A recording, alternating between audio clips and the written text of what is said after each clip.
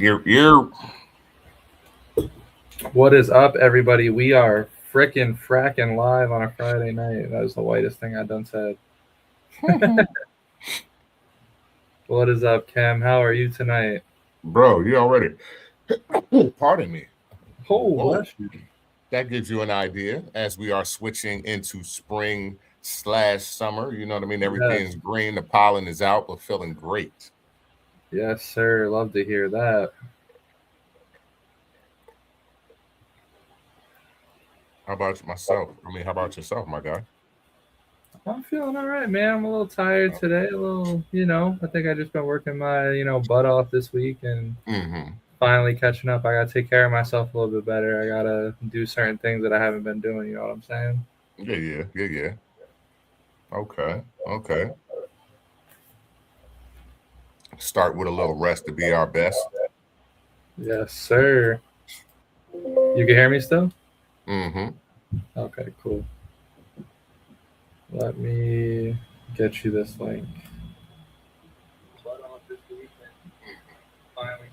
We sound good. Yes, sir. We love that. All right. Yeah. Let's go. Happy Friday. Y'all made it through the week. We made it through the week.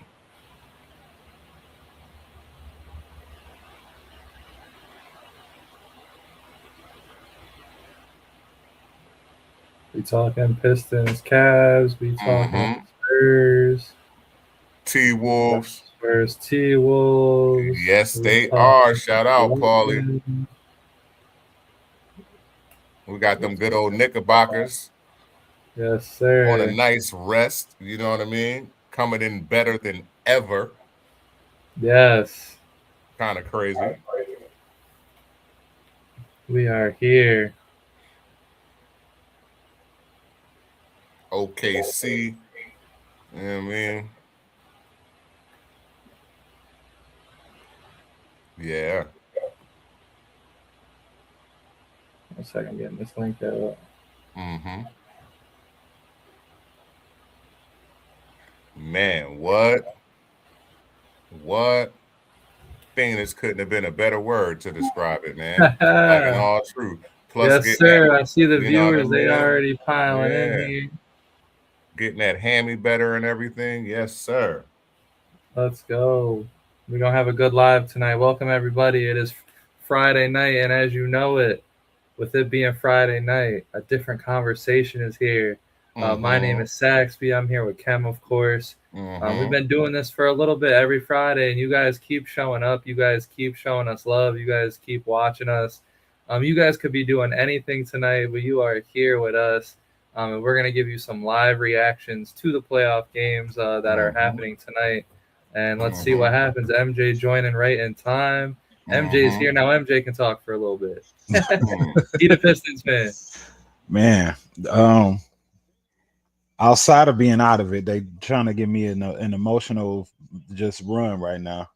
I just Okay. need them to knock this game out, get it out the way, so we can all sleep good. Like for real. Yes, sir. And this is opinionated MJ over there on Pistons lead. Mm. Of course, like I said, me and Kem are here, a different conversation, and we Yes, all part of sir. the same platform, collecting and connecting Yes, live sir. Mm-hmm. here on Friday night. Like I said, you guys could be doing anything on your Friday night, but you're here with But us you're here three. with You're us. gonna hear some silly stuff. You're gonna laugh. We're gonna give you some good takes. We're gonna leave you with something to think about after this episode. So, MJ, you're the Pistons fan. We were here, I believe 2 weeks ago, we were here Yeah. watching you guys survive the Orlando Magic.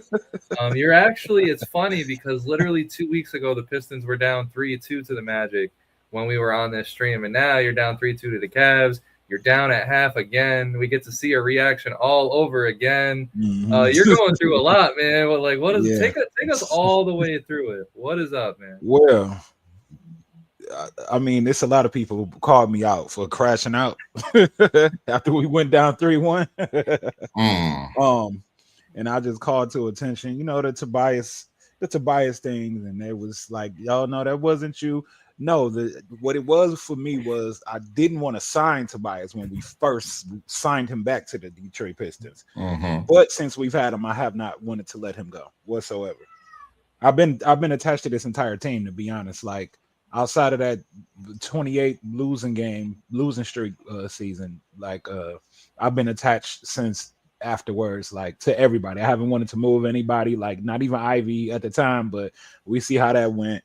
And yeah, I mean, I'm just loving the team right now. We're going through that growth phase where, we seen teams like OKC and SGA go through some of their growing pains over like a 2-3 year span. I think we're doing the same thing right now. It's just a matter of what we look like next season. You know what I mean? If Asar turns into Kawhi like I predict, at least a third of them, please. You got the Sean Livingston mid range going a little bit. Get Doran out here. I don't know if he's hurt. We still talking about that. But it can't be Angel this time. But I just know his lift doesn't look the same right now. So I'm not sure what's going on with that. But just basically keeping it together and making sure we take that next step. That's really what it's about. And we'll be right there. Yeah, and I mean, my biggest take on the Pistons right now is I think, like, win or lose, I think what you've gotten to see out of Cade, what you gotten to see out of JB Bickerstaff, I think it's something you could trust moving forward. Right. Especially, the Pistons, they continue to find themselves backs against the wall, but they continue to find themselves still in the series always. I think, and I don't know how you feel about it, we could talk about it, you and Kem. I think no matter what happens here, I think the Knicks are going to the finals. That's just how I feel.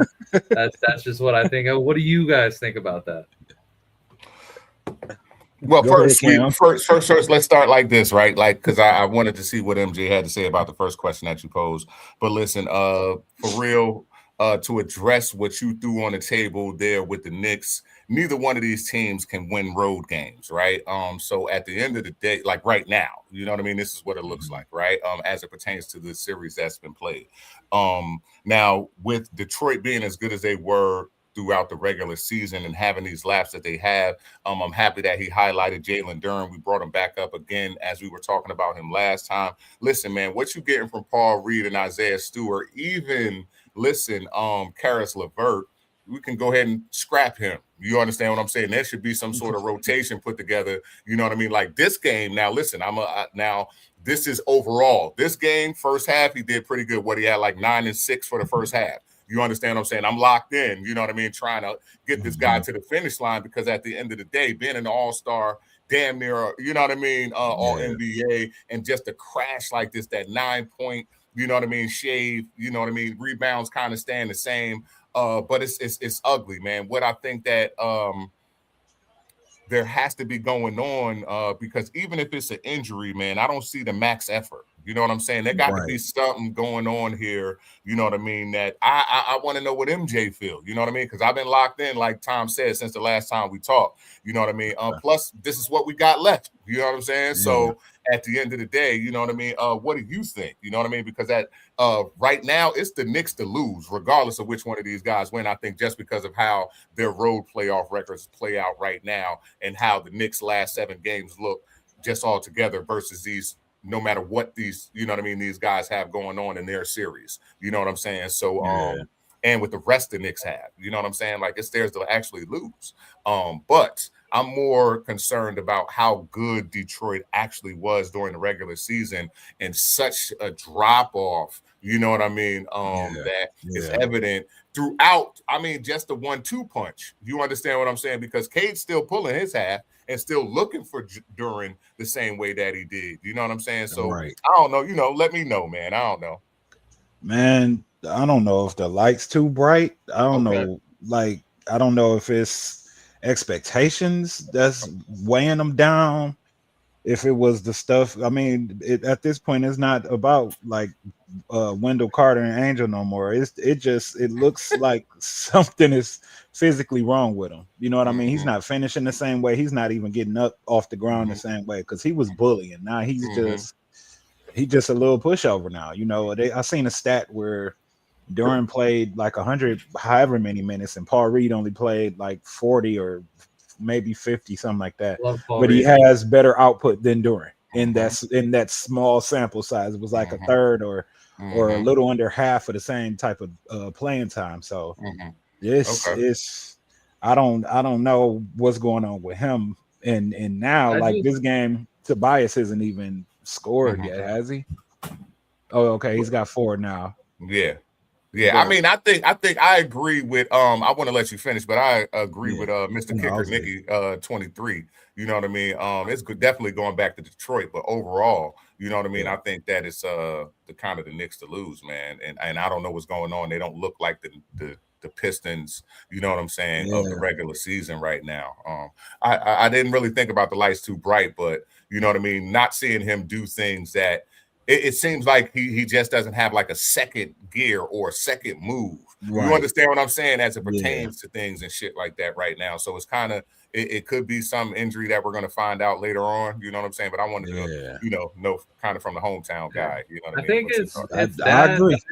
I don't know. I feel like it's NBA it's almost just about moved on from like the traditional center in a way. It's like it's easy to run, plays against, especially when you are the Cavs and you got the big men that they do. It's kind of easy to take Durant out of the game and then just focus on Cade and just hack away at Cade and smother Cade. And that's where I think that I don't think necessarily Detroit went wrong. I just think they were better than what they were supposed to be earlier than they were supposed to be.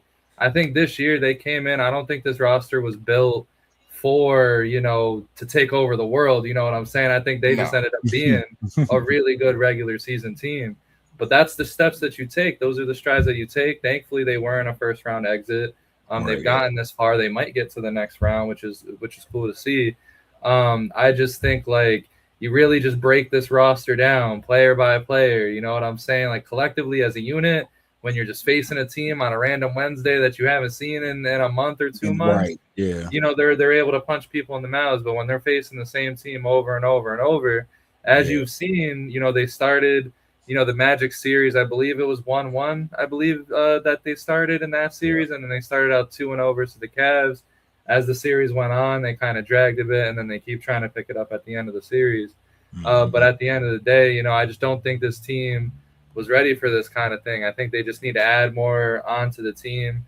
I think once they get like a powerful forward that's like, takes over the game a little bit more than Tobias Harris does, they get, another sharpshooter in there with Duncan. Oh, yeah, man. They need more shooting. Okay. They need more shooting. I think the identity is there. What's crazy? You tell me. What you tell me, MJ, too. What's crazy is that I know that Karras has been like injury laden, but he has always had this thing that he's doing like right now.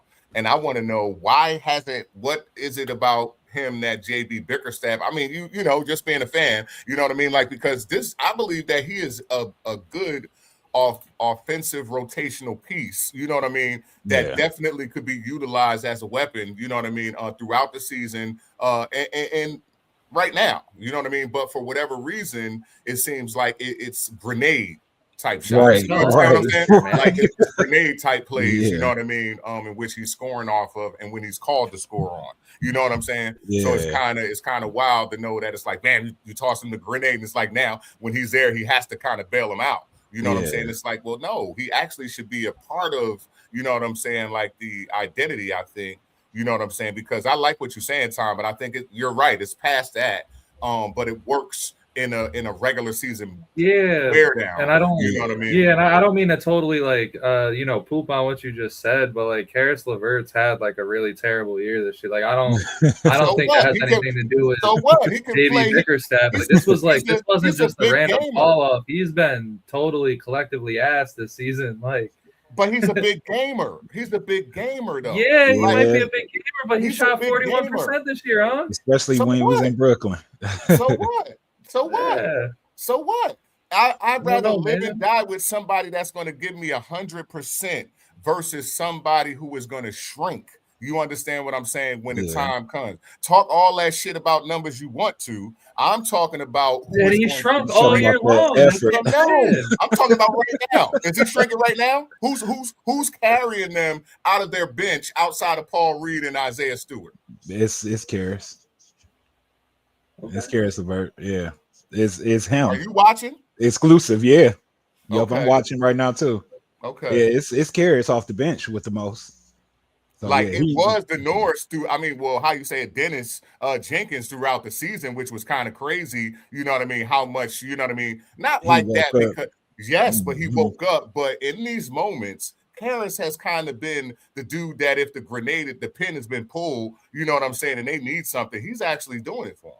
Yeah, and that's, I mean, oh yeah, go ahead. I can't get mad at that. No, I don't got too much to say. I mean, I still got a lot to say. In the playoffs, it's been more.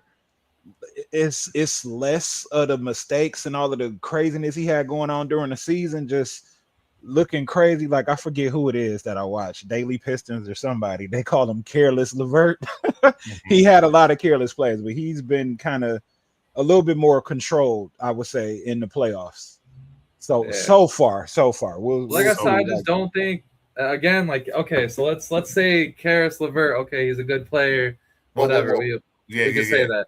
But don't try to drum it up. Don't try to drum it up. No, I'm just saying, like, just for argument's sake, he's a good player in my eye. Like, let's just say he was a good player this year in my eyes. Blah blah blah. Like at the end of the day, the strategy against the Pistons is easy, and it shouldn't be. It's literally you just smother Cade, you trap Cade, you hack Cade, and then Durant. It's up to Durant, and Durant ain't carrying nothing. He's just the center that goes up and dunks the ball and lays up the ball. He don't have no finesse. He don't got none of that shit. He just rebounds the ball and dunks the ball. He's one of those centers. You can't have that as your number one or your number two option. He's got to be a guy that just catches misses, that catches lobs from Cade. But when Cade isn't able to throw him those lobs and he has to create, we're getting shit game after shit game after shit game after shit game after shit game. And I don't think that's anything bad for him. It's just the team just needs to be a little bit better around them. That's all. And he needs to develop some more to his game. He needs to bring that Memphis jump shot that he had. He needs to translate that to the NBA. If he just gets that and can move it out to the elbow, that changes everything on the floor. You know what I mean? So I think that alone, adding that to his game along with what he already has shown this year, because he's shown more control in the post and whatnot this year. It's been more on the bully side of things, but you add that little bit of finesse to your game and just get a little shot or maybe another like a set patented hook shot, something like that going to the rim, like how Shaq had. You know what I mean? Shaq had like a little like over his shoulder hook, and he wasn't stretching out, but you know he had at least 3-4 moves that he could go to. You know what I mean? If he wasn't just spinning off you. I'm not worried because I think Durant's going to continue to develop. This is like year 2 of him really being on the scene. Yeah. Because like before there was injuries, there was just him not even being used. Hold on, let me. He was like a Tyson Chandler for us for a second, minus the defense actually in the past, like 2 years ago. He wasn't that impactful on defense. To me. Yeah, and this is like the first year that he's an all-star. Last year, like the last 2 years before that, we kind of knew what was up, but you know, this year is the first year he's really like elevating, and I think he'll continue to develop. He knows what he's got to do to get that bag. I think he's in a good franchise. I think Detroit is decently healthy of a franchise right now. I just think the biggest thing too was the failure of Jaden Ivey. I think that really hurt y'all because he was supposed to be a really big piece. Yeah. But it won't matter in Judgment Day. So the Pistons won't matter on Judgment Day. Oh my God, that was a lot. That's why I'm waiting for the Pistons to lose. I want to drop that line on extra. Oh no, man! Come on, you got to root for us. So y'all both feeling the Knicks? Yeah, because like. Huh? Oh no! I mean, for the Eastern, for the Eastern Conference, yes. Yeah. I mean, the way I see it, it's just like the Pistons. They got exposed back against the Magic, and they're still like, still getting exposed during this series. And at the same time, the Cavs are struggling with that. So I don't know. I don't think the Cavs. I don't think their heads are where they need to be. I think it's more of a mental thing for them. I think the Pistons, they're doing everything they can with what they have. The Cavs are just, I don't know, man. The Cavs are just a waste of time. They're like a warm up. Not doing. Because I'm looking at this play-by-play right here, and it just looks none of it makes sense. Because Sarge just two-hand blocked Max Strus like crazy, and Doran is out here looking at his leg. Yeah, he just went to the locker room for something. Here we go. Damn. That's not. It's just not good.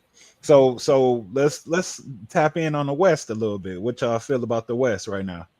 Oh man, let's have it. Well, we got another game on tonight. You know what I mean? In Yeah. Minnesota. You know what I mean? How you feeling about that game, Cam?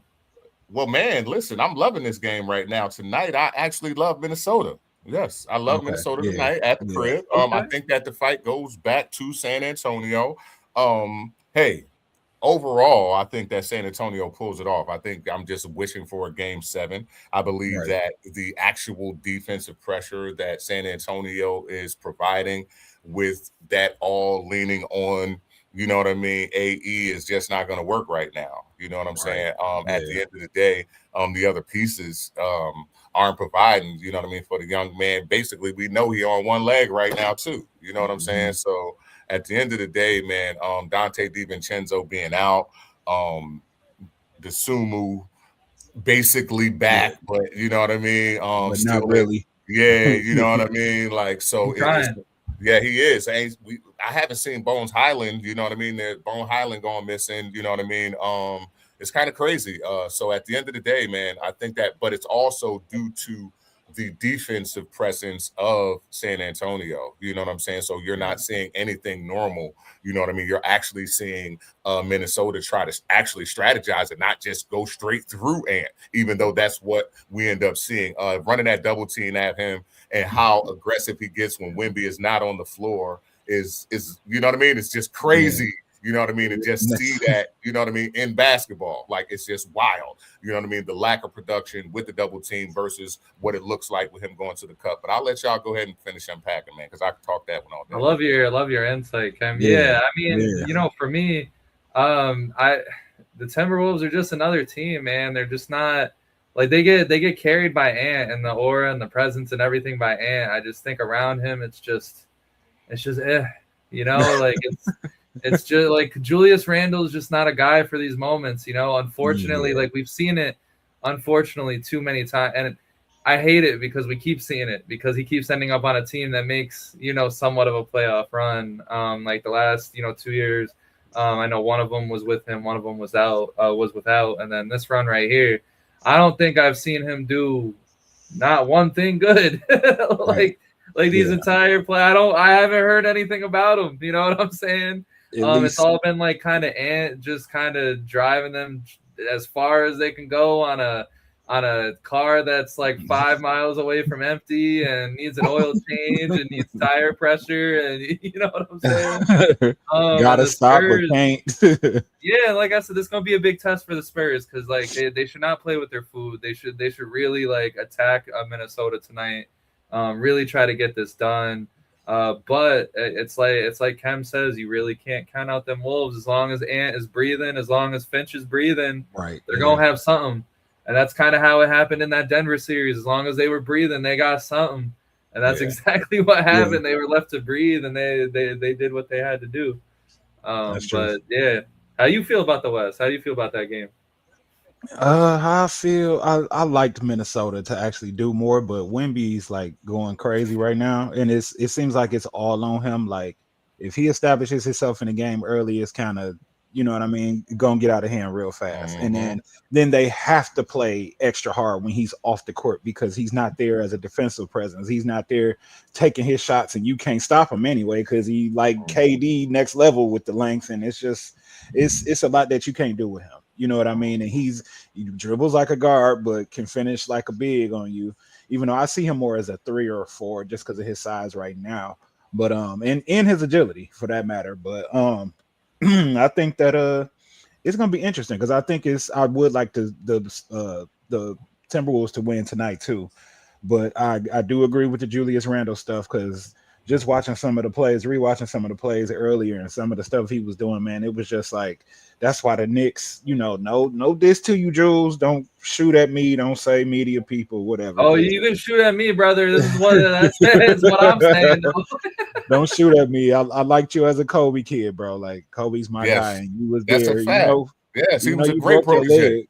Yeah. Like, you broke your leg ASAP, but you back, and it's just it's like a poise and a pace that he needs to bring to his game. That's not just bully. You know what I mean? Which is he's like the Duran bully, but different because he can finish in multiple ways. But it just is still not like producing wins at the rate that they really want. And it seems like this team just, I don't know if they feel like a step down. Like Nas Reed was better, in the previous couple years and whatnot. I know they've had some people step up, and I do believe that they do need Dante. Like when you playing Wemby, you need shooters. You need to open that floor up as much as you can to open up lanes. So I'm gonna let Tom cook. Oh, pardon. Yeah. No, let him cook. Let him cook. No, I'm gonna let Tom cook, but I want to just point out one thing that you just said. Why they look a step down. I love that you see that, but the one thing that you keep is Wemby. Yeah, that makes everything look totally different. You understand what I'm saying? Whatever advances that they actually may have made, it gets diminished by what he's able to provide. You understand what I'm saying? Like with the space, it's gotta be so annoying playing him, man. Like literally, you know what I'm saying? Because at the end of the day, they able to beat anybody with like kind of what Tom said about how Finch is they're able to game plan and through the grit. You know what I mean? And at those moments, what's going to carry them. But in this particular moment, the growth that they actually have, you can't really see, but you are able to see because they are minus Dante, but it's just fucking Wemby, man. That alien is for real, man. It's something that and then the first 6 minutes, you sum that up too. Whatever they do in that first 6 to 8 minutes, if he get busy and get 10 points, a couple of blocks, it's over. You understand what I'm saying? It's literally over. But excuse me, go ahead, bro. And that's the last thing I have to add is this might be the last year that these teams might have a chance to really stop him if he gets to the playoffs healthy, because it's he's starting to develop that whatever I want, I'm gonna have. And how do you stop a guy that tall from going to the paint? How do you stop a guy that tall that can shoot? Like there's just unless the league gets littered with more of these, 7 whatever guys that can guard the three. It's just he's gonna have that LeBron effect. I'm sorry, every NBA fan out there, he's gonna have that LeBron effect because it'll be interesting to see versus the Thunder how they try to stop him, because he's shown you can get really aggressive with him, but he's still going to find a way. And even if he's stopped on offense, he's totally stopping the other team on defense. You know what I'm saying? So I'm the OG in the room, and I'm gonna let y'all cook it in a minute. But no, it is not gonna be LeBron like. It is gonna be Jordan-esque. I'm talking about in domination form, right? Because he's I only meant that. Yeah, I only meant that as a way to say people hated LeBron because he was in the finals year after year after year after year after year. Yeah, but the difference is, I think Wemby's gonna win year after year after year after year. This has very scary potential. You know what I'm saying? Yeah. And it's just 2 years young off. Now he might run out of gas, but I don't know after this year. That's what I'm saying. I just hope the Knicks get to the finals. They take care of whoever's there. He's only we take our ring and fuck off. Only 22 is the fear, because it's just where does this end? You know what I mean? It's easily a good 8 to 10 years of dominance. Exactly, and it's 8 to 10 years of dominance, easy, just easy. I don't, unless his body structure just gives him those knick-knack injuries, but I don't know. I mean, you got a lot of people over there. You got Pop and all of those good people over there, and they probably are doing what they're doing with his body. I know his minutes isn't as high as it's starting to tick up in the playoffs, but not in the regular season. His minutes isn't real high like that, upper 30s into the 40s. And that's the scary thing, bro, is that they've built a team to where they can compete when he's off the floor. Right. And that's insane to me. That's going to benefit him so much moving forward. And I just want to say the Cavs have cut it down to a 6-point lead. Sorry. Yeah. But no, I'm watching too. I'm watching. I'm watching. With this game is super James high. Harden only got 3 assists and 7 turnovers tonight, man. Yo, man, I'm being honest though. I'm being honest, right?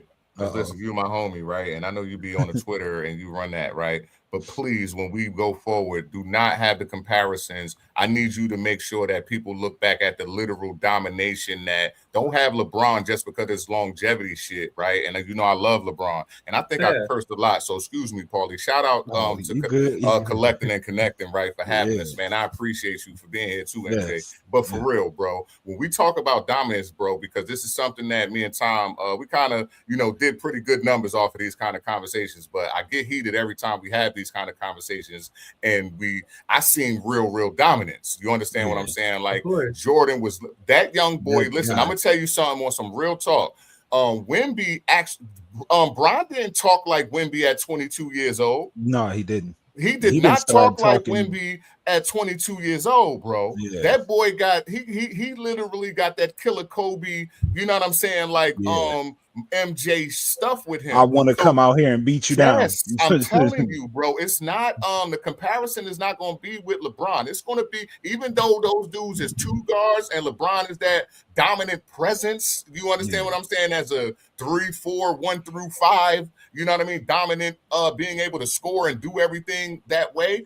I'm telling you, those dudes, the way that they prepared and went into playoff series and game series, what you hear from him is an ode to them. It ain't got nothing to do with who he's with LeBron at all. And it ain't going to be even a fair comparison. I can't get away with anything, man. I'm sorry, King, but no.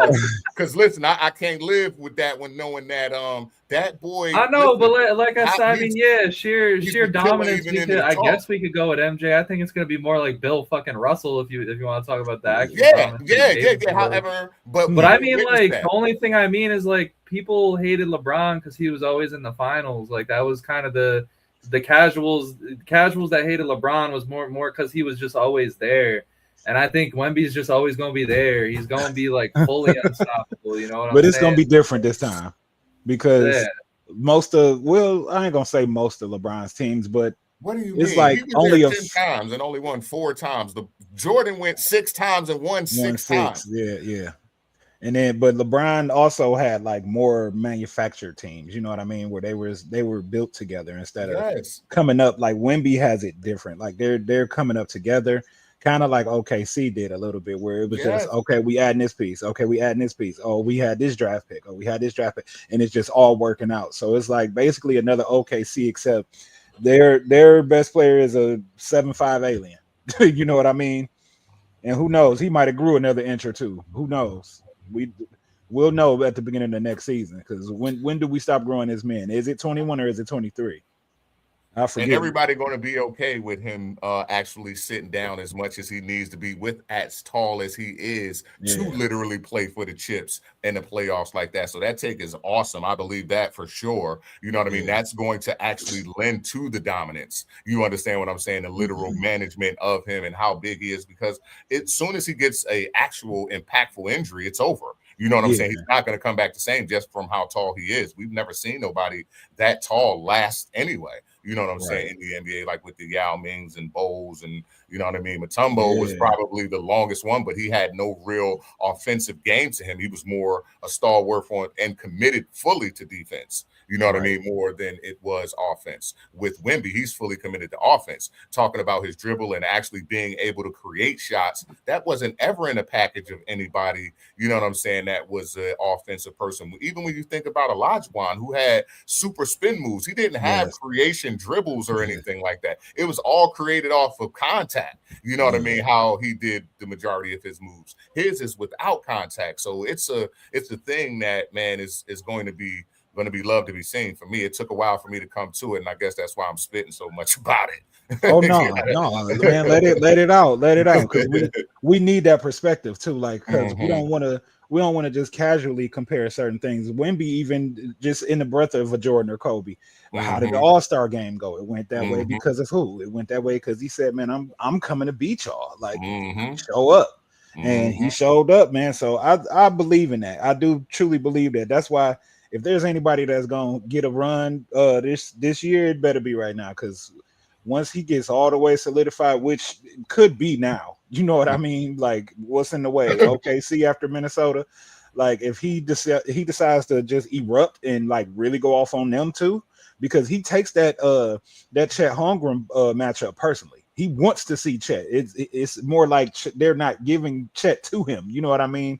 Whereas he actually is seeking out that matchup. So he does have that mentality. You know what I mean? Like, oh, you here? I want to beat you. This year's so important for the Knicks, man. There's so much involved. There's so much involved with it, bro. It's now or never for the Knicks, bro. That's if not Perfect this year, segue. then win.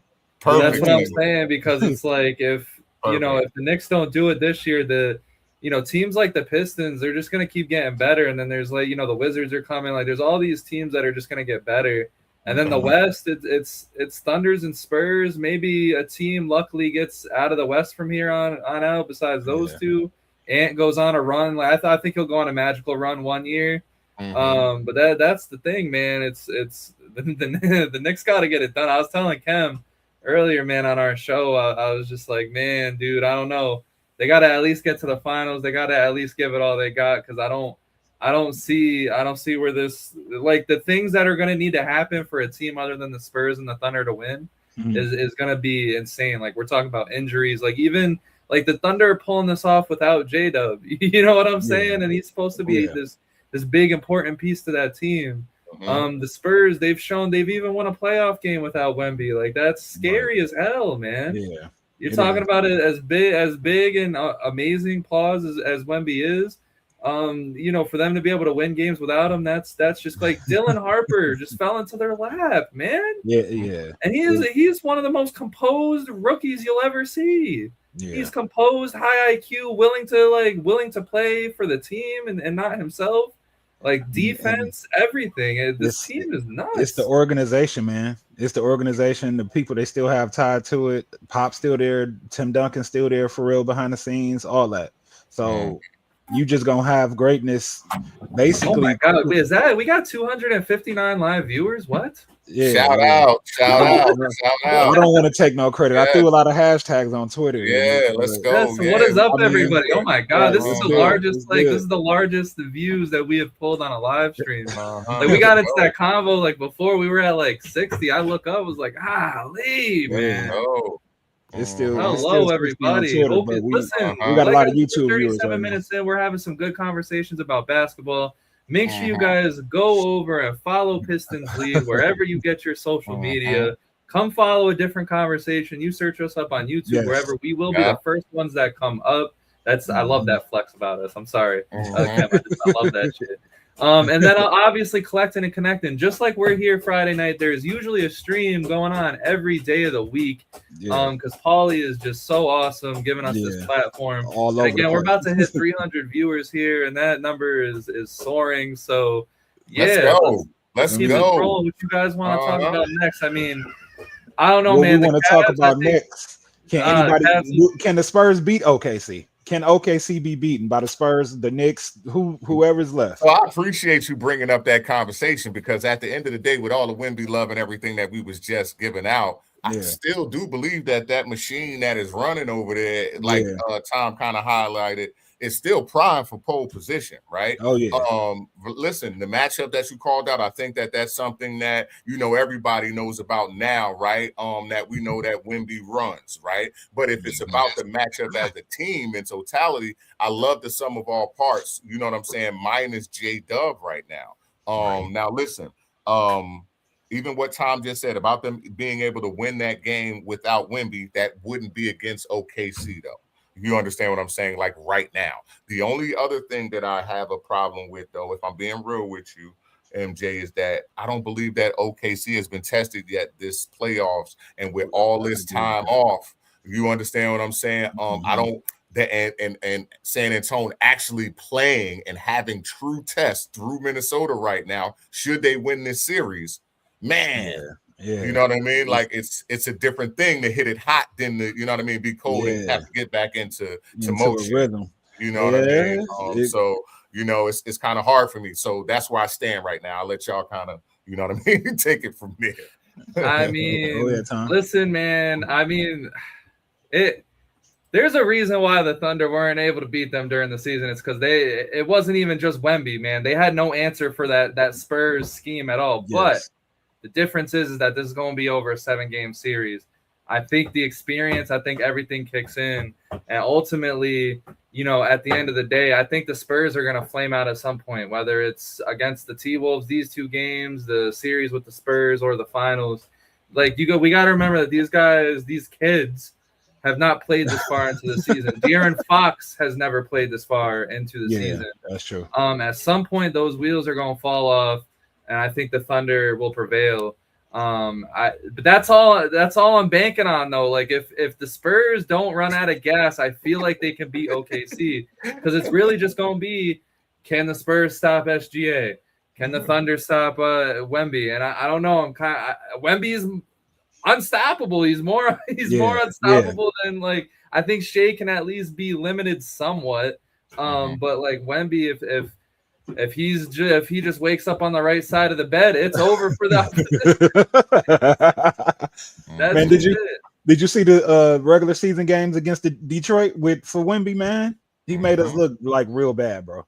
Like, bro, and that's what I'm saying. If it's the Spurs and the Knicks, what the hell is Cat gonna do, man? He's yelling in everyone's face now. He gonna be right back to sassy Cat. And you want to hear something crazy though? I think that's why I think that OKC probably does fare a little bit better now. Right.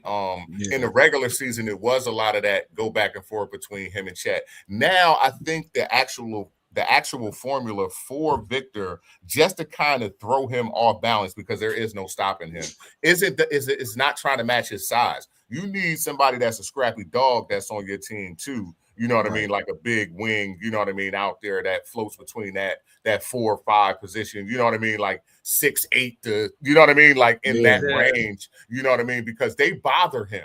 You know what I'm saying? In a way that that's when you get him actually pulling dribble, you know what I mean? Trying to do a hezzy and do little shit, because it's a mind mess with him too. So it's a beautiful thing. Like, if you can get into that in this young era of Wemby, if you actually watch him, like, you know what I mean? So it's one of those things where that's where I'm hoping we get to see him challenged too, because at this point, Gobert, we already know it ain't nothing he can do with him, and they haven't thrown McDaniels at him enough for it to actually matter. You know what I mean? He's actually, you know what I mean, going at the other guys and caught up in between that. So we'll see though.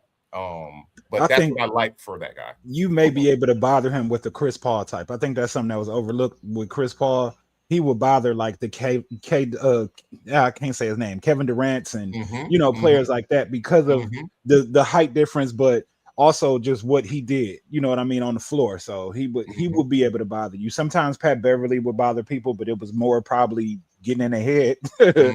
But he still had a way about going about it. And you put somebody small enough in front of him that can really affect his dribble and get him out of being able to handle, then you can shave some pieces off his game. But at the end of the day, like, you throw the ball up to his arm, it's just like, okay, I got it, now what? You know what I mean? Like, it's kind of a wrap. I want to just point something out, because listen, we got over 500 viewers. I don't know what's going on, but this is great. Got me smiling ear to ear. I was a little tired coming into this. I'm wide awake now. I was too. But I just want to say, man, the Cleveland Cavaliers, they fucking stink, man. They fumbled that bad. I'm glad I'm over these guys, man. Yo, MJ, I need your team to just take care of business, man. I don't even like. I feel like the Knicks. I want like at least somewhat of a challenge for them before they get to the finals. I don't know if I want to face the Cavs, because like they not a well put together team. I mean, you even look at how they won a game 5. You know what I'm saying? Like, it was all bad still. They only have won games because the Pistons have struggled. It wasn't because they were doing anything exceptional. It was just the Pistons beating themselves. And now you're just seeing it tonight. Like, the only time that they care is when they're down like 15 points. Right. Like, where was that the whole game? Like, you guys only had so many points through 3 quarters, and now you guys want to put together a run, but you're already down 15, so you're really going to have, you know what I'm saying? And it's so annoying, because it should be so much better than this. The Cavs should be so much better than how they are. And it does not make sense, sense at all. That's what happens when you trade for Harden. You know what I mean? You kind of hijack your system by trading for Harden. It was even before that, though. Like, even before that, they were like what? Like in the middle of the East? Like, they had no momentum. They had no nothing. Yeah, I think they would have had a better pecking order and hierarchy if they would have kept Colin, though, or not Colin. Well, no, not Colin, but Garland, yeah. I don't know why I thought Colin was still over there. That's like so old. I don't know though, because I just think something's broken over there, because Garland wasn't even like overly successful this year, and he went to LA and he didn't miss a beat. He went crazy. Like they got right into it. Yeah, he was hurt and got right into it. Into it. That was he was looking so great. Right after he was traded, he was there. He was hooping. I think he had like a 30-point game immediately, like the second game that he was there. So was that you guys that did we talk about Kenny Atkinson last time? Yes, we did. That what's happening right now? Then is Kenny Atkinson's coaching? I don't know. I think that it's 17 seasons for James Harden, right? I think that at some point too, he's been in the playoffs every year. How are you not composed yet? Yes, listen. So what I want to say though, I think that in some of that too, man, we got Donovan Mitchell, who's been here before, Evan Mobley, high expectations, Jared Allen, the Wade boy, Strus. Listen, Strus is what is the effort and energy that you should be seeing through the entire Cleveland Cavalier organization. It's not desperation, it's just controlled max effort. You understand what I'm saying? James Harden always had like a slow flow type of game about him. But for some reason, I have to agree with whoever said, I don't know what the hell goes on up there in Cleveland, but these attitudes and how they don't mesh, and I just don't see you really caring that much is something that, like, knowing that you believe, because they have a system, and I know that Kenny Atkinson, because I've seen them after we actually did talk, I have seen them engage with the refs a little bit more, you know what I mean, and things like that, but I don't know how the hell that translates to the locker room, you know what I'm saying, and how these dudes, you know what I mean, take his message or translate his message, you know what I'm saying, because I don't see the effort through everybody like I see through Strus. I definitely see Evan Mobley wanting to be assertive and willing to be assertive, but those opportunities are limited because James is still going to be bringing the ball up, you know what I mean, and things like that. So it's a wild thing, man. I don't know, man. It's like y'all said, that shit is real clunky. I think that it was a great vision, you know what I mean, with James Harden being able to actually run the point, but I don't know if they're not. Does he really want to run the point the way he should? You know what I mean? He always gets too much in his bag, and we've heard him be vocal over the years. Whether it was with Brooklyn, whether it was definitely with Philly. You know, y'all brought me here for this reason, but y'all not letting me do what I could do, and that ego kind of getting away. And if you want to win in this league, man, you already know you got to put that ego aside. Kobe already made that clear. A little bit, like just how that type of game, just being completely volume and not actually paying any mind to the pieces that you have around you, because you have, I mean, bringing up Kobe, you have damn near a Gasol and Bynum on your team. You have Donovan Mitchell who could score. We're not gonna call him Shannon Brown, but you know what I mean. Like, you have the pieces that you can actually succeed with. You just got to get them guys going, and then you just fill in the gaps, man. Like, it could be better in Cleveland. It could, but I'm not sure if it's time or if it's just coaching and it's not going to happen. Because like Tom said, but Garland wasn't doing nothing over there either, because it seemed like it's something wrong with Cleveland. So it might be, man. It might really be.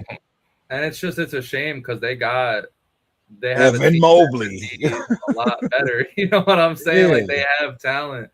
And it's just like with James Harden, man. I love him. I love the person James Harden, especially since we've gotten to see him in media a little bit more, the Netflix show, just him in general. So I'm not taking a shot at the person, but like, I think these Harden AI, Harden D Wade, these comparisons, I think they end right here. He got his MVP. That's great and all, but I think even aged D Wade wouldn't be this bad right now for the Cavs. Honestly, I think he would have gotten them. He would have gotten them past this series. And I don't know, man. Like, they're down 12, and it's like the offense really shouldn't be this bad. And it's like, if it is Kenny Atkinson's fault, whether he's coaching or not coaching, I mean, at the end of the day, like, James Harden's the veteran, and Donovan Mitchell's also the veteran. I mean, he's been in the league for a while now. It's crazy that they paired Mitchell and Harden, the two guys that have made every single playoffs and failed every single playoffs miserably. hoping the two negatives would create a positive, and it's just doo-doo. Like they're just scraping by. Like it's a different scraping by than the Pistons scraping by, because like the Cavs, they got the talent, the Pistons, they got Cade Cunningham. So. Thank you. We appreciate that. like when the Cavs get a grind win, it's cute, it's nice. When the Pistons get a grind win, it's cute, it's nice. When the Cavs get a grind win, it's like, God damn, did it really even did it have to be get like to this? Right, exactly.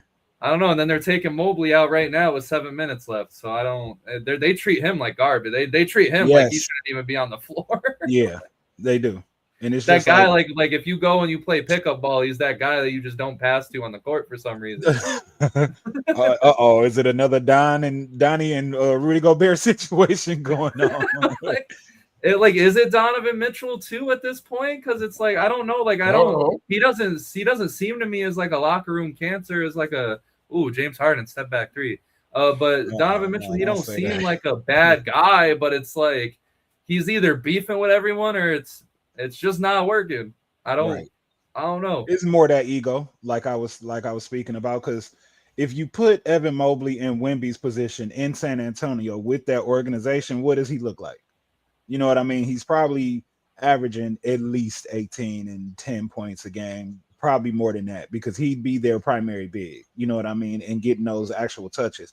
They just not giving him the touches, man, because Evan has that length. He is one of those players that we just talked about 10 minutes ago. You know, like if it's just an assortment of players that's just tall, lanky like that, like a Chet Holmgren, Evan Mobley, Victor Wembanyama, I will put Mobley in that category, and he can actually he can shoot too. You know what I mean, and get to the cup.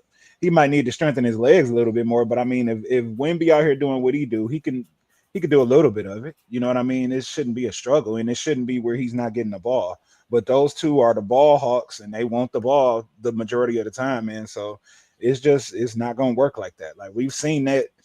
And what's the only place that it worked is what? Cleveland and Golden State with LeBron and Kyrie, and then like Steph, KD, Clay, you know what I mean? But what did they do? Like, for instance, what did like Steph? Well, I know Clay was like, I ain't giving up no shots, but Steph was like, man, I don't care if you win MVP. You know what I mean? Yeah. You go over there with somebody who's that selfless, you can win like that. It's winnable. These two should be able to win, but maybe it's a little bit of the small guard situation where they've said, and just historically, it's just been proven. And except with like Steph and Isaiah Thomas, small guards don't really get you there. You know what I mean? They might get you to the promised land, but they're not gonna get you over the hump and get you that chip. It's gonna be something else that's gonna really be the primary when it comes to that. So we just seen Chris Paul get there too, and then it got stopped right there. You know what I mean? So I guess that's what it is. I'm gonna let you guys cook for a quick second. I gotta go put my 2-year-old to sleep. He woke up. He's causing a lot of chaos in his room right next to me. So I'm gonna let y'all cook for a minute. I'll be right back. All right, bet. Yeah, I like that, man. Because at the end of the day, it's I think with Steph Curry and those guys kind of revolutionizing the game too, with the way that they turn twos and threes. You know what I mean? Yeah. It made the game kind of catch up to being able to have a small guard when you have a potent offense. But now when you get into the playoffs, the one thing that was always underrated about Golden State too was they always played defense. They always had good defense. Right.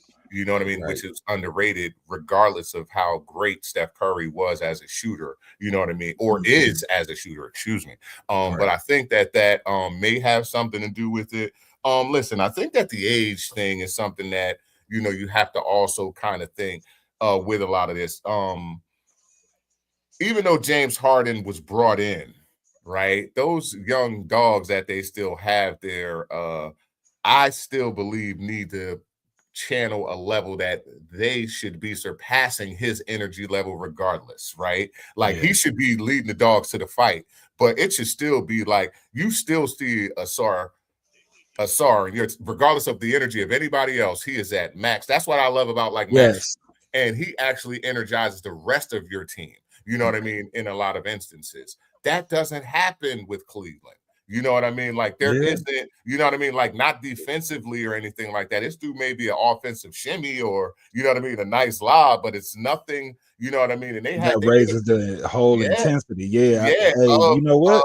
they have their identity is their identity is you know what I mean, too mid. You know what I'm saying? They don't have, you know what I'm saying? Like literally, that's the best I can say. The identity is just so mid. You know what I mean? Whereas though it's like you know what I mean? And if we come in, we can probably push them around. You know what I mean? So at the end of the day, with Cade Cunningham and what is expected of Duran, which is having a better game tonight, you know what I mean? 13-9 on his way to a double-double. We will take that, right? Come on, man. Like, we should actually be seeing that. You know what I mean? It's something that you should be seeing from Cleveland. And with James Harden there, and in spite of it, there is no real identity to the basketball being played. You know, it's no synergy either, really. Yeah, it's crazy. And you know what that is going to make me start feeling like it's Atkinson. He needs what we spoke about last time that we talked about it. He needs some players that's not as egotistic. Like he had D'Angelo Russell, Karis LeVert, Jared Allen. When he had all of those players together, he was able to just basically get in the kitchen and just cook them up. You know what I mean? And let them kind of fly a little bit, get loose. And then they were able to figure it out within his system. So now we got players that hijack the system. You know what I mean? Because didn't Danny Ainge get rid of Donovan Mitchell? Wasn't it Danny Ainge over there first? Yes, it was. And then you know Harden been shopped around at this point. He becoming a journeyman. So I don't know. It's starting to just look like them. To be honest, I really think it's just them. So we'll see. I don't think. Yeah, man, and it's kind of crazy because I have high hopes, you know what I mean, for James. But the thing is that he's never been one to charge guys. You know what I'm saying? Like that's not his personality. You know what I'm saying? Like he got that big beard, bro. Like you know what I mean? He's been hiding his whole career. He's been hiding. I was just about to say that. I thought I was the only one that felt that way. You know, like I mean? If he cut that beard off, his whole personality gone, bro. You know, so. Go out the window. You are not James Harden no more. Face probably so skinny and everything. Like you just look like Rick Ross' cousin or something. So it looked like it may be going back to Little Caesars though. 17 just now. Let's go. Come on. That's crazy, man. What a story for the Pistons this year, being down 3-1 to the Magic and then being down 3-2 to the Cavs. Who's all right? So Paulie asks, who's the next Steph-like player in the NBA? So if you guys comment in the live stream right now, or also over on the Discord, they're collecting and connecting Discord. They are doing a Bones Highland Top Shot giveaway. If you guys aren't familiar with Top Shot, because we got a big viewership right now, we're gonna go ahead and plug Top Shot right now. Go Google Top Shot. Go find Top Shot. Go download the app. Go do whatever you got to do. And get the app because it's awesome. You get to pull packs just like you would on like, you know, NBA 2K or, you know, those type of sports games where you pull the players and you use them. You get to pull moments and the moments are awesome. You get to make real money if you pull, you know, certain cards. It's the real deal. So make sure you guys comment on the live stream because we're about to talk about it right now. Who's the next Steph-like player in the NBA? Actually, Paulie's making an appearance right now. Hold on. Adding to the stage. You got to add yourself to the stage and unmute. But yeah, go ahead. My Kool-Aid jammer, don't judge me. I wish you gonna make me go to the store or something like that. That's funny. I have water. This is all I got right now because I was not a responsible adult. I didn't put water in the fridge this morning. Forgot all the way till now. But yeah, while Paulie's loading up, I think he's about to make an appearance. Who do you guys think is the next Steph-like player in the NBA? The next, probably Cannon. But his son. Oh, I thought you said Cat. I was about to say, wait. No, Cannon Curry. But that's fine. No, being realistic. I don't know. Like we seen Trae Young kind of come in and try to do some of those things, but it's not as effective as it is with Steph. Like Steph in the game, as long as the team kind of figures out how it goes around him, learns how to play the read and react, and you know they could get going. Because before he got hurt, they were looking good, especially when they still had Jimmy too. So that they were still weren't. Well, no, they still did make the play in, but it's like Trae Young and some others. No, and it's no diss to Trae because Trae could get hot. Maybe it's I don't know the fit that he had in Atlanta. I'm not sure, maybe those boys wanted to just turn the page. But I would say he would be the closest thing to that. I can't really put anybody else in that category. That's just a killer from three like Steph. Like you have to guard him as soon as he crossed the half court line. I don't. There's nobody but him. You know what I mean? People would have said KD. They might say Clay, but we kind of getting up in the years, and Steph just keeps on doing it. So I'm gonna go with Steph, but I guess Trey is my closest player to him because Trey can blaze those threes like that. It's just not as efficient all the time. And he actually gets he does well getting assists too. I'm not gonna discredit Trey. I'm actually interested in seeing what him and Anthony Davis look like next year with whatever pick they get. What? They got one. Yeah. They got one. With whoever they get. Okay. Whoever they get, yeah. Like so who do you guys think who you think they drafted? I'm thinking AJ. AJ, yeah. He's We're talking about Washington? Yeah. You know, man, part of me, like, I like what Chewy said. I feel like they should take AJ. Like that's the no-brainer decision. But part of me feels like they might end up trading this pick.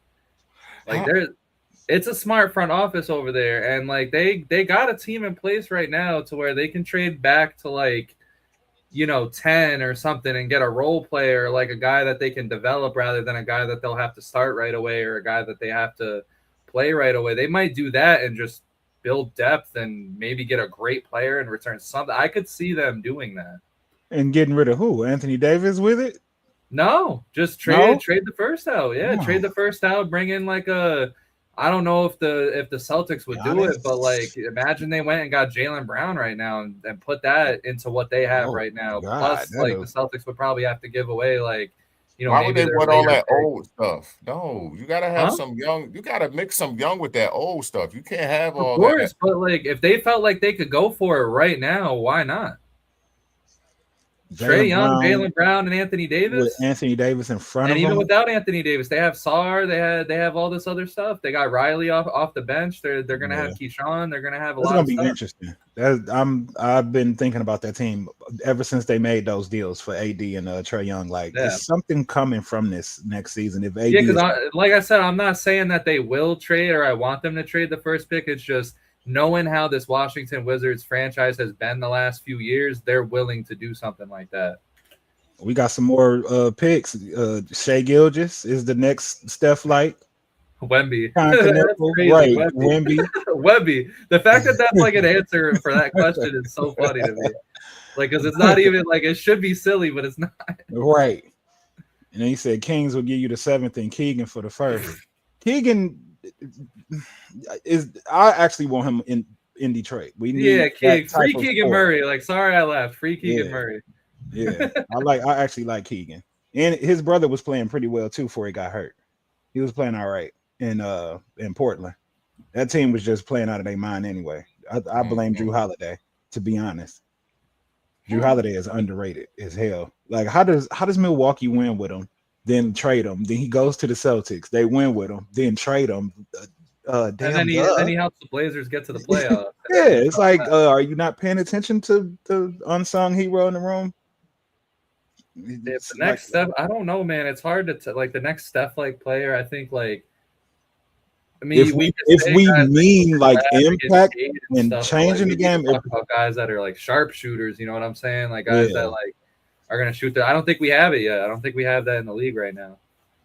And I would say if it was like the change in the game aspect, it probably could be Wemby, but there's not a lot of people that's that tall like that. You know what I mean? So it's just you're not gonna see kids on the court doing what he does and feeling good about it. That's why they love Steph so much. I mean, we could see every 7-footer on this planet Earth go to the NBA. and then it's a wrap because we're gonna be watching Giants for real. Point guard. I don't know. Hey, it's actually I forgot his name. It's somebody coming up through the college ranks that's like 7'3" or something like that. And I forgot his name, but he's on the way and he looks interesting. Like I would look I mean that's why I don't think it could be replicated because it's like anybody that's as tall as Wemby or like close to that height, they got all these issues. Like it's very hard to sustain what he sustains. That's why I appreciated when Kem said what he said. Like the first time that Wemby gets hurt, or the first time something just geometrically goes wrong, it's going to be tough to see, and tough to see how he handles it, because it's like the things that Wemby is going to have to do as he gets older to just maintain the physical standard to play basketball is going to be insane. Like how much he's going to have to eat, how much he's going to have to like keep liquids. Like if he ever gets unmotivated and has a week where he doesn't drink water, he might he might be fucked. He said a week where he doesn't drink water and then his equilibrium's off. Like just a week where he just goes and has a good time, but he like doesn't remember to drink as much water as he should. He go like it's gonna be tough for him, you know. You didn't hydrate properly. You're done for 3 weeks. Like out for a week due to dehydration. Right. Don't work out too hard on your right side of your body while you're dehydrated. Wait a minute. Just go sit at home, but don't eat no BS. Yeah, yo, MJ, I ain't gonna lie, man. This these streams right here, man. These streams are working for you. It seems like every time we hop on stream, you know, the Pistons are getting ready to go play a game 7. Well, yeah, thank God. Yeah, so we just need to. Do we need to be here for the next one, or is that gonna be bad? Do we need to stream every right? Maybe we could win the damn. At least get to the finals. Because we ain't streaming during the Pistons and the Knicks, man. If that's because I was about to say I will. Screw you! I ain't giving you that. I'm biased. Like I think the Pistons could get you. Yo, honestly, listen, yo, if the Pistons, well, let's do this. If the Pistons get by the Cavs and it's the Pistons and Knicks, we'll do one next Friday too. Just so my bias versus your bias, it's gonna be terrible. It's not gonna make sense. We're gonna argue it. It's gonna be huge. Because the Knicks and Pistons, just the fan bases is we cool, but at the same time we competitive. You know what I mean? So it's I don't like have the Pistons and Knicks ever really been rivals like that either. I mean, I think last year after the Knicks beat them, like they kind of got the Pistons been salty ever since. But we was missing some. I don't want to see Jenkins go off on us again either, though. I hope we sign with that. He scored 30 on the Knicks. He going off right now. Or he just made a 3. Yeah, that was a dagger for sure. Yeah, that's game. Oh my God, they're up 21. Yeah, and I mean, like, I feel like I've looked over here and I've seen James Harden step back 3-point. Like, the dude made 1-3 this quarter and just started chucking and bricking. It's absolutely insane. And it's so many Pistons fans in Cleveland. Good Lord, I know a lot of us live down there. I got best friends that live down there my damn self, but damn, I know it was that many of us. Well, I mean, just think about it. Are you really going to sit here and spend thousands of dollars to watch your team look unfortunate? Like, that's the unfortunate thing when it comes to the Cavs. Like I said, with the Pistons, you're going to get some real, like, World War II. Like, you're going to get some gritty effort. The Cavs, you might just spend $2,000 to watch James Harden shit himself. And they just subbed out their whole team. And now you're leaving with 2.5 minutes to go. And you look like a loser because you just spent $2,000 on tickets. Exactly. And then you probably like lost your girl to some Pistons fan while you were at the game. Like it's rough, pissed off even more because of it. Like what the hell? So I bought like you just going home angry. Yeah, exactly. You out $2-3 grand. You watched your team lose. They might lose game 7. It's rough out there in Cleveland, man. But I just like I said, I hope they don't pull out game 7. I want it to end here. I don't want to see the Cavs flail in the Eastern Conference Finals. I would rather. I think the Pistons deserve it, man. They've been grinding this whole way through. Knicks will punch the Cavs in the mouth if they come out playing like this, but they have the ability to pack a more powerful punch on offense. You know what I mean? Like, nah, that wouldn't be good for them to see the Knicks. They would probably just let us go and have to deal with our defensive lapses that we have, like the 04 Pistons. For some reason, we have those same lapses, but whatever. Yeah. I'll take the dubs, and I'll take the dubs in the defense. Well, we an hour and 8 minutes in. We'll probably be here for the start of that Spurs game, which is going to start in a little bit here. So while we got about 1,000 people watching us, again, thank you for tuning in, spending your Friday night with us. We got a Pistons fans live reaction. We got giveaways. We got, just our crazy takes that we've been spewing this whole time. Mm-hmm. We're on collecting and connecting. So I want to talk a little bit about collecting. So MJ, man, you said that you collected basketball cards. why don't you tell us your best pulls or the best basketball cards that you currently have? The best pulls was a pack of Jordan cards like in the 90s, bro. I know I'm telling on myself a little bit, but I got like some signature Jordan cards, bro. And it was like every pack I would open, it was one in there. And I knew it was something from him, or it was like being promoted by him. It was Tops or something like that. I have a Tim Duncan rookie. I have a Kobe rookie. I have the Isaiah Thomas college card for Indiana. And Scottie Pippen. And my father got those from out of like old, super old school basketball, or it might have been the damn cereal box, I think he said, because he used to collect baseball cards too. He got black and white baseball cards, bro. He had like a big, thick binder of black and white baseball cards. And I don't know if he sold them, but he did get them from me like last year. And I'm just like, what you about to do with them? But don't take my basketball cards. I actually believe I have a Wemby, if I'm not mistaken, from a pack I bought last year. I believe I have like Wemby for the Pistons fans. I got a Ron Holland. It's who else is in that pack? Is it Kevin Durant? I think it's KD. Like I got a few, and then I have like some other cards, like Chris Webber card. I want to say rookie card too. Or it's Golden State, if I'm not mistaken. Because didn't he get drafted by Orlando but traded to Golden State, right? Am I right? I believe so. And there's a lot of other young cards. That's really, I haven't been too much of collecting until I started back last year. So there's a time frame that I'm missing. So that's fair. I think Ken, what's your history with basketball cards? Basketball cards, man. Basketball cards started for me out of the cereal box, right? Yeah. You know what I mean? Like basketball cards and things started out of cereal boxes, then it went to magazines, right? And then I would chase them down to try to find. So in my day, I'll date myself as well, man. Things went together. You had like RC shops and card shops, right? So RC shops was like racing cars, like I was telling you before. Like I love little racing cars where you either had the gun, where you use the gun, or you could use to go to left or right, up to down, through that and through there. You know what I mean? We would get different basketball cards. So in my day, man, so before at the same time that I was a Michael Jordan fan, I used to chase down David Robinson cards, right? I wanted every listen, man, for whatever reason. Lost, bro. I chased down David Robinson cards at first. And then I he's so underrated in the history of the league. Yes. Man. Bro. Yeah. Not too many people talk about him anymore, and that's a crime. The Admiral, man, he was something. I think so. For me, can I be honest with you? In my day, when he scored that 60 plus points for the scoring title at the end of the season, that's a crazy story too. I'm so young that I'm not in the know of that as a play at the time.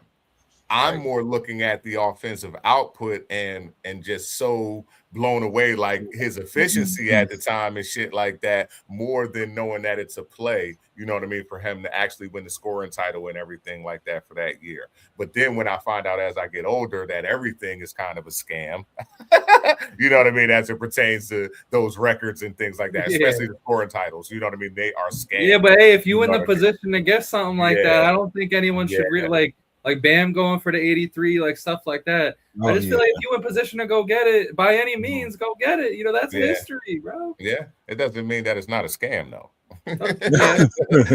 You know, but anyway, those were my real loves for cards. And then just recently, man, of course, coming to collecting and connecting, man, I got back into being able to open up some packs and get my own digital moments that I've been able to grab. So, back at it.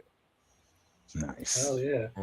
I think I've been more into collecting baseball cards. The best basketball card I have, which is funny, is I have Jalen Williams, not the forward. I have the center Jalen Williams. I have a 1-of-1 signature rookie card of his. And it was such an irrelevant card until the last couple of years. So I'm hoping. You know what I mean? I hope he just ends up an everyday center like he's kind of trending towards, this year. Because I don't know, he's been a player that I think the Thunder can trust to like go into that everyday role starting next year if they can't pay like Hartenstein and stuff like that. He's not a bad option. But yeah, no. So you said you collected Slam magazines as well, MJ? Yeah, man. I was slam crazy, bro, for a minute. Like, and I had to stop because I used to collect all kind of magazines, the Source magazines, because my sister used to get them, the Vibe magazines, all of those. And I let a lot of them go. I used to collect comic books too. Shout out to my boy Ron, because he's the super collector of comic books. But all of that stuff got let go. But the Slam magazines, no, they're in boxes in here. And I think I mentioned that one of the last times, like I collected pretty much a lot of all the Pistons ones, the Kobe ones, especially him with his arms folded with the trophies in front of him. That's like my favorite Slam cover. Of course, the Cades and the Asars, the ones that they've been doing for the Pistons, especially this year, because it's like they showcased us like the most. So I've been collecting a lot of those as well. And so it's been basketball cards and Slam magazines for me. And then I got a little other stuff, like I mentioned, like, certain items, like I got like the old retro kind of Piston shirts that kind of got the cartoon on them that look like the old cartoons on them.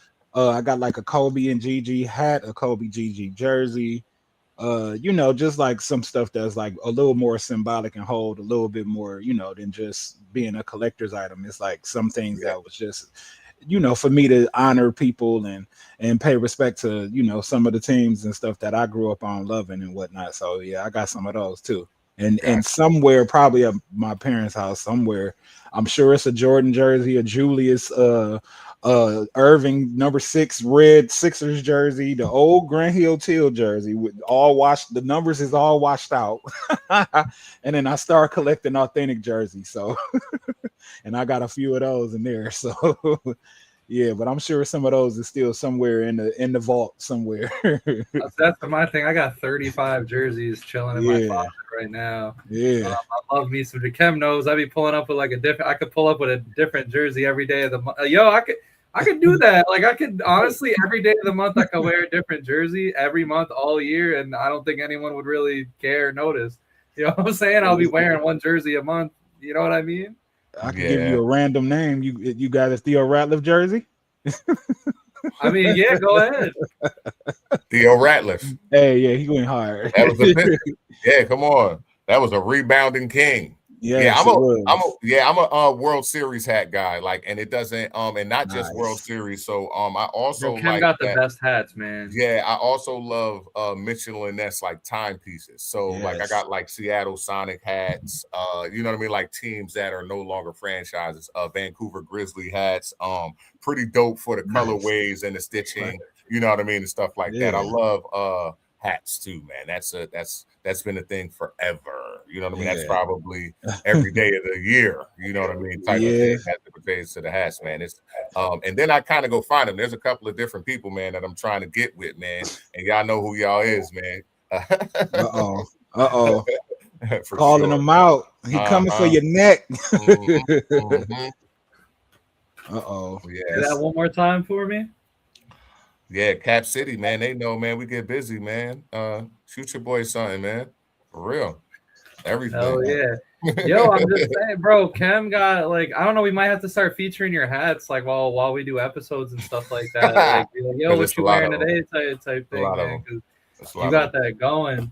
Did the Pistons officially win yet? Yes, it's over. It's 3-0. Okay, we got the Spurs and the T-Wolves in the pregame right now. No, it's 3-0. You know, right there. It was good little connecting and collecting talk that we just had. Like I said, man, make sure you guys, Pistons lead, a different conversation, collecting and connected. Make sure you guys get in tune because there's a lot of good stuff from all of us as creators as we keep going on with this. What are your guys's, MJ, you follow football at all?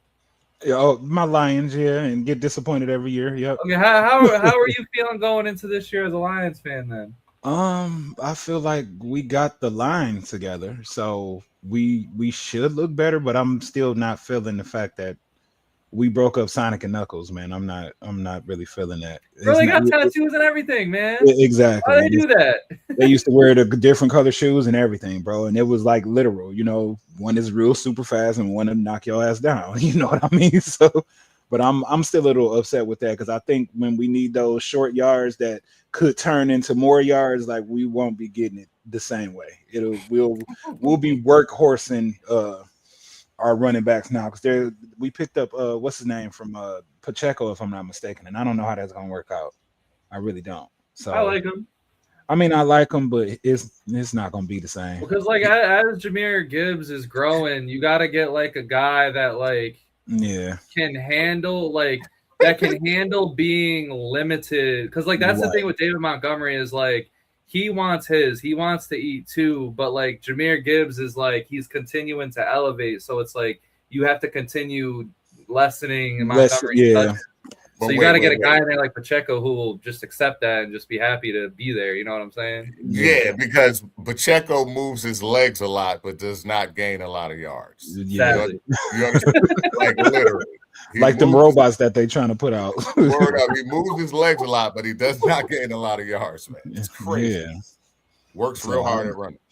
I don't know. Maybe with the O-line improved, we'll see something better, but I'm not even gonna get too excited. I'm gonna wait for them to prove me wrong and come out the gate with a good record first before I get excited. Because the last 2 years have been kind of disappointing, to be honest. And I know we dealt with injuries, but that's everything.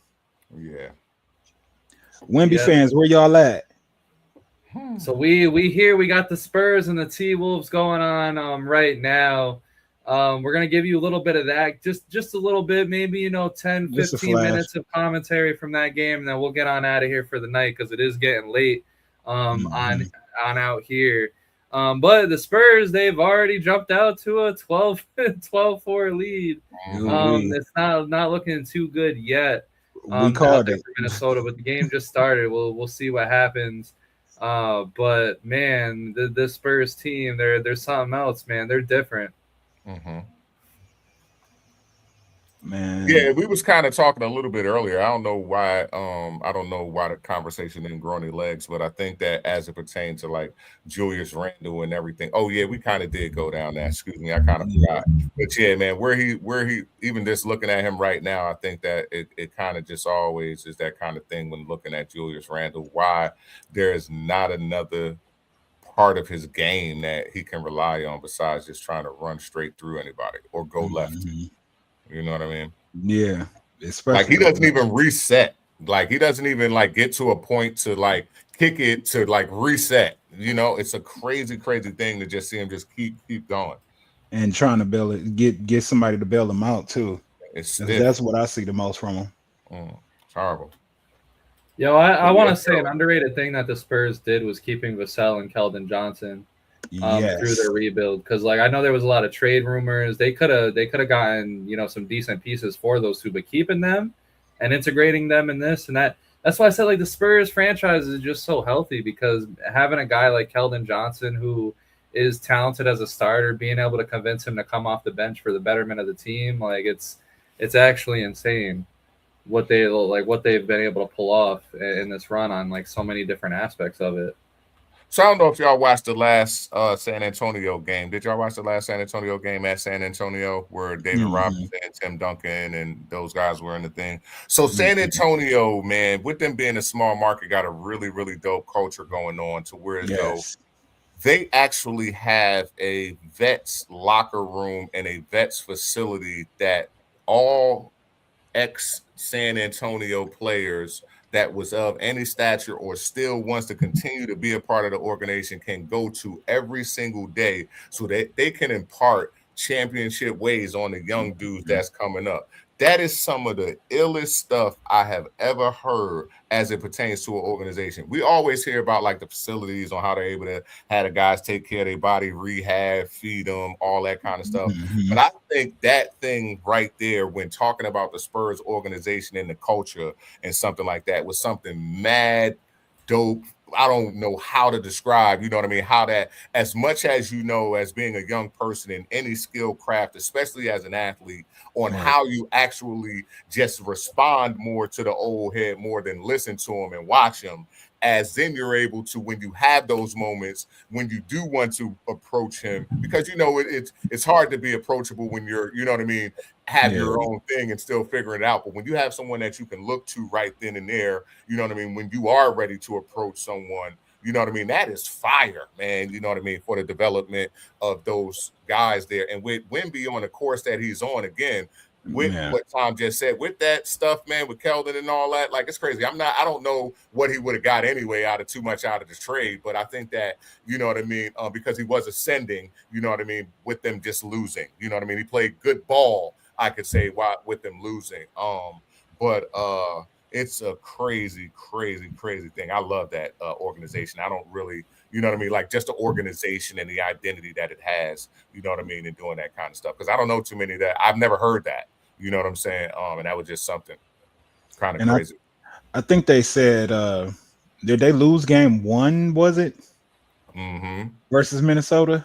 Yes, when they had all the colors on and everything. Yeah, because I know, like you was mentioning the vets and all the people that's like legendary or just been a part of the culture, the winning part of the culture as well too. Like I listen to Antonio Daniels on radio every day, and he was just talking about it, just pretty much what you just said too. And then I know they lost the game, and Pop took them in a film session with him. Yes, you know what I mean? And all that. Yes, it's just like, what more can you ask for? You got Pop. He ain't even supposed to be coaching, bro. Or maybe he can now, but he's not the coach. And you got him in there going to break down film with you, bro. Like, come on, man. It don't get no better than that. Popovich might be the greatest thing to ever happen to like basketball, and that like that's saying something. Like just what he's been able to do, what he's been able to motivate. Like his tree is crazy. He had like the longest tenure as a head coach like ever. Like like he literally like the only thing that took him off the seat was fucking health. Like he was willing to die as a coach of the Spurs, which is nuts. And then Tim Duncan was with him every day while he was sick too, according to what I read. So you know what I mean? It's just embedded, bro. Like I fully agree with what you're saying. Like that's super dope. It's crazy. That's something that's never been done. What's good, Paulie? Yo, Paulie, what is up? Here's the guy himself setting up opportunities for us, and now he is here live in the flesh. I said, what the heck? The stream's going on for hours over here. So I said, well, I finally made it home on time. Normally, you know, by the time you get together Friday night, you got to do the wife thing. You got to go out. Here I am in a mall running around. I said, I got to get home. These guys are still going. How we feeling? Yeah, we were only gonna run like an hour. We were chilling. Me and MJ weren't feeling good, and then all of a sudden the people showed up. So that's all it takes, man. Listen, it brings us right back to college. You know, we're in college. There's 3 people in a room. You're there with your buddies. I mean, the party sucks. All of a sudden, knock, knock, knock. Here comes the sorority. Here come the party. We got a party. Well, I was like, we had like 60 viewers for the first like half hour, so I stopped paying attention and I looked up. I was like, brother, I was like, whoa, what is going on? Nice. We here, man. Isn't it's the good luck Piston stream. Every time you guys get together, Pistons win. I don't know. Yeah, that's why I don't know if I want to do a stream with him while the Knicks are playing them. Like, yes, you do. Yeah, you do. Yeah, sorry, man. You're on your own, MJ. Yeah, you do your own freaking stream, man. We'll tune in after the game. Right. I'm gonna just take a picture and put you up behind me in the Pistons lead banner with a Knicks logo next to it. God, what are we thinking? Are we thinking what are we thinking on that matchup? I know you got. I mean, this is a nice long rest, but it's a little too long of a rest. I don't like seeing this much of a time off for the Knicks. I mean, honestly, this is not good. This is kind of. But I don't know. I think it is good though because like we need if the Knicks are gonna do anything, if they're actually gonna do something real, we need OG and we need OG at 110%. And I think this time off is absolutely helping because he had a hamstring strain, and as we've been seeing with these freaking hamstrings. Across these sports, them things are tough to come back from like right away. So I'm here for it. I know, it's definitely helping OG out to make sure he comes back fresh. You know, that's what I kept saying the whole time. I'm like, we're gonna need everybody, click into obviously get out of this round, and then if they make it, you got OKC, and you got to have everybody. I mean, you're gonna need your best. You're gonna need your best towel guy. Sorry. Well, we got to keep it down. I'm too loud over here. Oh no, am I waking up? No, we officially hit 1K viewers. Thank you, everybody. Love that. Appreciate y'all. Appreciate y'all. We need a top towel guy against OKC for the Knicks, because I mean, we need everybody on clicking on all cylinders. I mean, that team is still, of course, out of nowhere. You got AJ Mitchell now shooting the lights out. Not only were they good last year, let's get a rookie that's good. I mean, they got another top 10 pick next year or something like this. They're like up. I mean, come on, this guy cheated the system, bro. What is this? They're like the Dodgers of the NBA over here. Yeah. Don't get me started on the Dodgers. That's just nonsense. It was an LA team that assisted them with having all of these picks, though. Yeah, it was. There's some collusion going on there. I don't know. A little collusion in LA. This is a little payback. It was like, all right, we'll take the good ones for the Dodgers, and we'll give you hours for the NBA.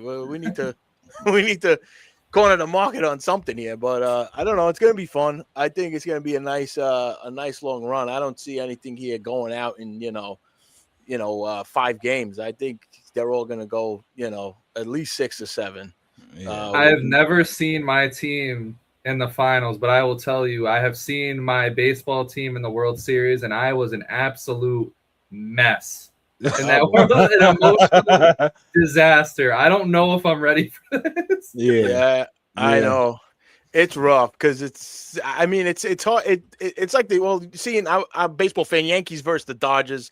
I mean, 2 years ago, I mean, it was there was a one game where it's like, all right, maybe this the series could switch, and Aaron Judge dropped the ball in the lights. That was it. The drop of that ball and everything from there on. They forgot how to run. They forgot how to. I was like, what? This is like just insane. Because once it gets in your head, I feel like that's it with baseball. Baseball is like such a it's such a mental sport, man. Yeah. So once something like that clicks in, it's just like once that black cat walks across the outfield, you're like, well, we're done. It's like the moment you have any doubt or you feel like a loser at all, you're just gonna be a loser. That's just how it is in baseball. It's like if you think that's what you're gonna do that day. Yep, absolutely. A little something I know I wanted to, if you guys don't mind taking a look at, I wanted to show you something. So I know I was listening to your little collecting speech. Everybody's, what they had and your backstories to collecting stuff. There's something coming out next week that on NBA Top Shot, and I wanted to show you guys because it's something pretty cool. Do you want to do it? Do I need to stop sharing my screen for you to be able to? I think I could switch it up. Let me go ahead. Yeah, because once you show us this, I think we can end the stream there for the night. Yep. Yeah, it works. So this here is Ray Allen, Tracy McGrady. Look at this stuff, huh?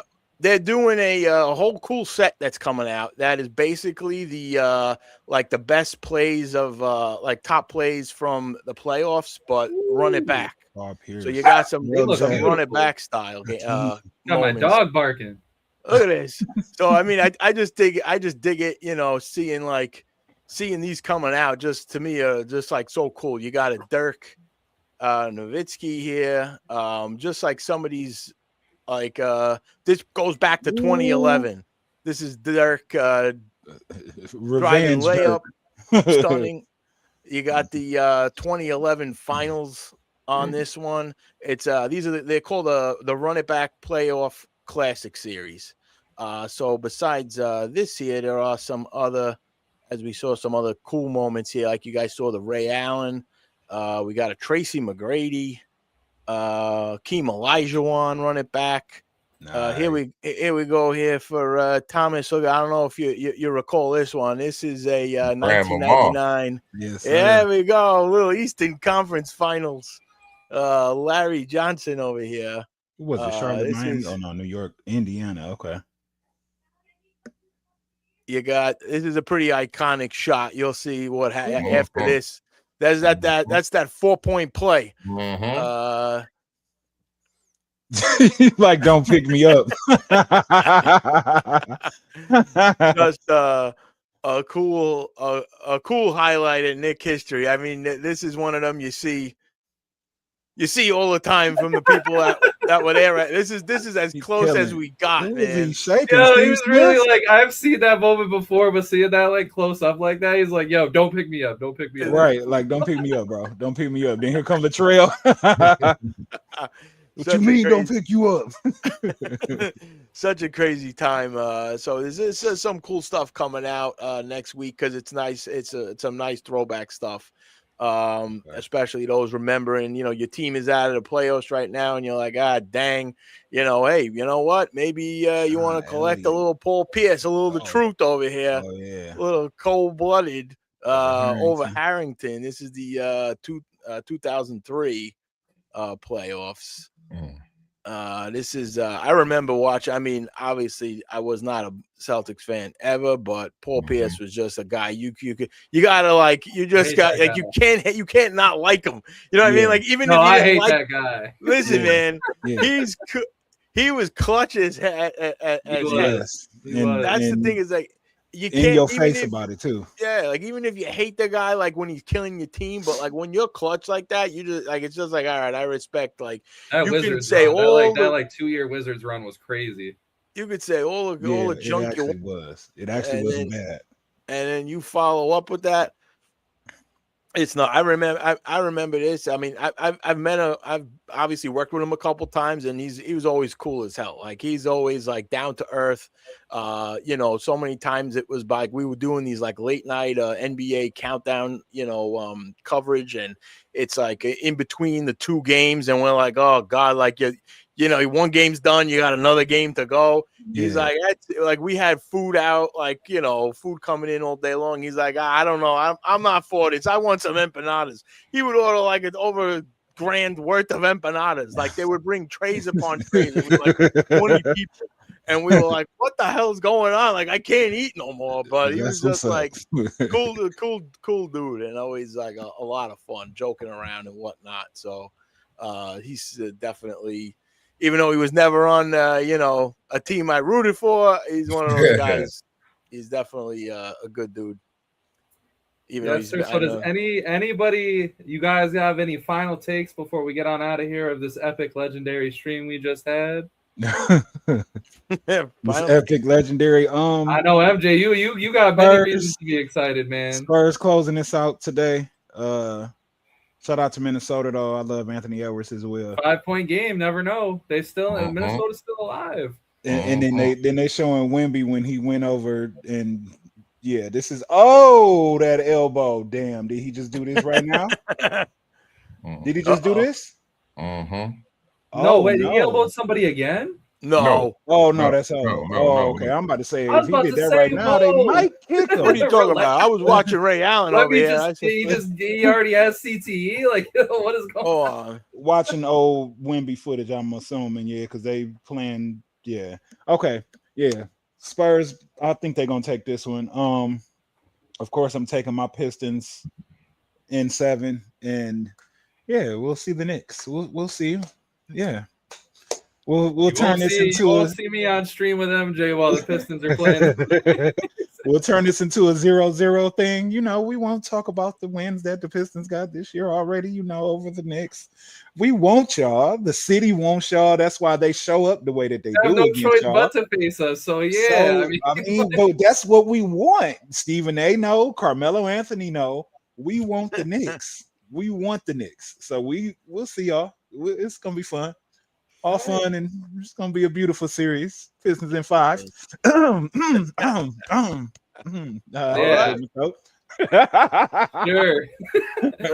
Kev, what you got to close with? Oh man, I'm gonna just say this since MJ is on this type of time. I just have this to say: what would have been if you didn't take Darko? Oh. Oh yeah, we were talking about that earlier. I'm glad you finally brought that up. Bro. Yes.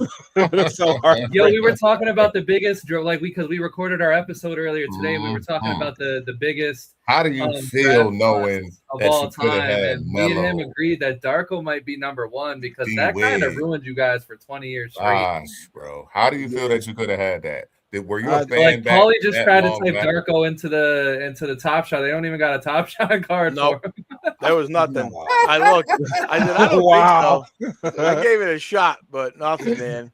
He might have a boxing card. Didn't he get in the boxing or something? I believe. Yeah, we couldn't find nothing. Whatever he did, it wasn't the NBA. No, man, it wasn't. And imagine you have a 80%. Like, wait, what was I think the Pistons drafted second or third? Yeah. They drafted second. He was number two. So they had a 75% chance to draft a Hall of Famer, and they were on that 25%. And they went right after him. Wade, Melo, and Bosh. Yes. Oh man. And Wade went crazy that year. All I remember is him dunking on Jermaine O'Neal in the playoffs. Just like even just Chris Bosh alone would have helped you guys just continue winning. See, but then still having Larry Brown probably would have been a problem for a season until he left. Yes. You know what I mean? Because he would have probably stunted their growth. He didn't like playing younger players like that. So yes, sir. Do you got any final words for us, Paulie? I'm looking forward to the next round here. See what happens tonight with the Spurs. You know, I'm thinking that they're the team that's going to make it out of that series. They're my pick. Detroit's turned it around. I feel like it's going to be the Knicks in Detroit, and the Spurs are moving on against OKC. So I mean, it's going to be tight. I mean, this is it. This is the best time of the year to everything's clicking here. We got the NFL schedule came out. We got the NBA. We got MLB. We got a lot of good stuff coming out here, and just excited for the next couple weeks. So let's enjoy it, fellas. This is it. This is what we all been waiting for.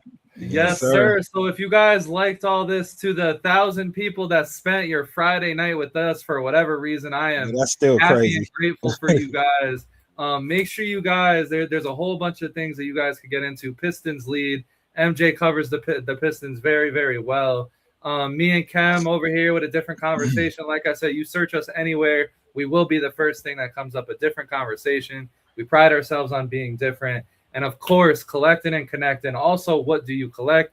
As you notice in Paulie's background, he is a great host, and he provides this platform for all of us streamers to come on and just share with you guys, what we have on the top of our head and what we collect. So with that being said, we're going to get on out of here. We hope you guys enjoyed. Thank you for real for spending your Friday night with us. Congrats on making it to the weekend.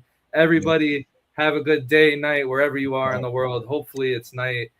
I don't know if we attract any out-of-country viewers, but we're going to get on out of here. Hey, LeBron.